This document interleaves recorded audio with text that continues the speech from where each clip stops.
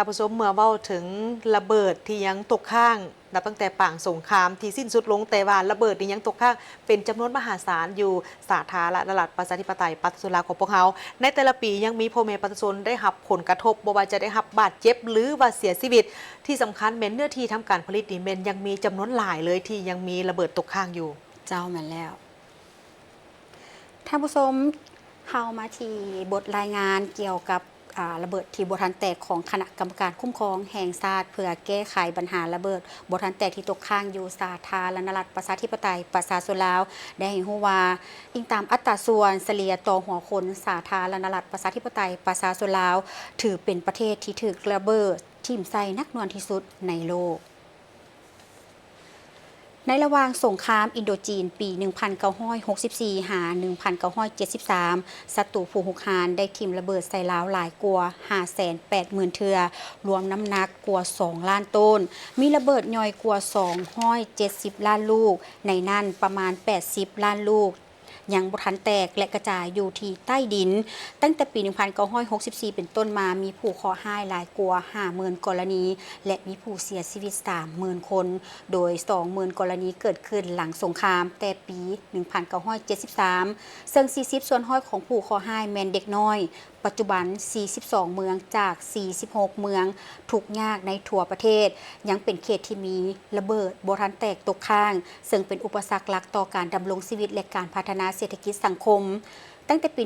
1994 เป็นต้นมาท่านผู้ชมรัฐบาลสาธารณรัฐประชาธิปไตยประชาชนลาวได้สุ่มใส่แก้ไขปัญหาดังกล่าวอย่างต่อเนื่องผ่านแผนยุทธศาสตร์เส้นทางก้าวสู่ความปลอดภัยภายใต้การสนับสนุนจากองค์การสหประชาชาติเพื่อการพัฒนา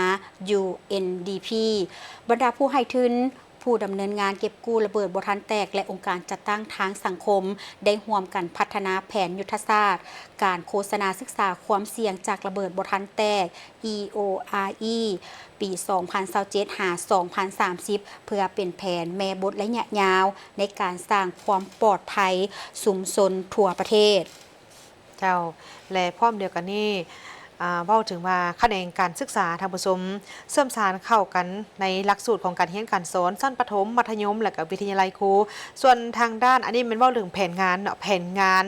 EORE นี่เนาะในระยะใหม่ 2027 ถึง 2030 นี่มันจะเน้นใส่การเสริมสารบรรดาเวียกงานการศึกษาเสริมสารเข้ากันอยู่ใน 3 หลักสูตรด้วยกัน 3 ภาคส่วนด้วยกันเนาะหลักๆเลยเนาะจะมีทั้งแขนงศึกษาแล้วก็มีแขนงสื่อมวลชนและวัฒนธรรมนี่ก็จะเผยแพร่ข้อมูลทางด้านความรู้ผ่านทางวิทยุโทรภาพวิทยุชุมชนการแสดงละครแล้วก็หุ่นเซิร์ชและอันที่ 3 ก็เป็นองค์การจัดตั้งชุมชนดึงดูดเอาศูนย์กลางเศร้านุ่มสะพานแม่ยิงและก็เครือข่ายอาสาสมัครบ้านเข้าร่วมในการสื่อสารความเสี่ยงในเขตทางไกลโศกลีกการพัฒนาแผนยุทธศาสตร์ EORE 2027 ถึง 2030 นี้ถือว่าเป็นบาดก้าวที่สำคัญในการปกป้องชีวิตของประชาชนโดยเฉพาะกลุ่มเด็กน้อยจากอันตรายของระเบิดที่บ่ทันแตกด้วยความมุ่งมั่นปรารถนาของทางรัฐบาลและก็การร่วมมือจากทุกฝ่ายจะช่วยให้สาธารณรัฐประชาธิปไตยประชาชนลาวนี่สามารถลดพ้นอุบัติเหตุจากระเบิดบ่ทันแตกและก็มุ่งสู่การพัฒนาที่ปลอดภัยและยืนยง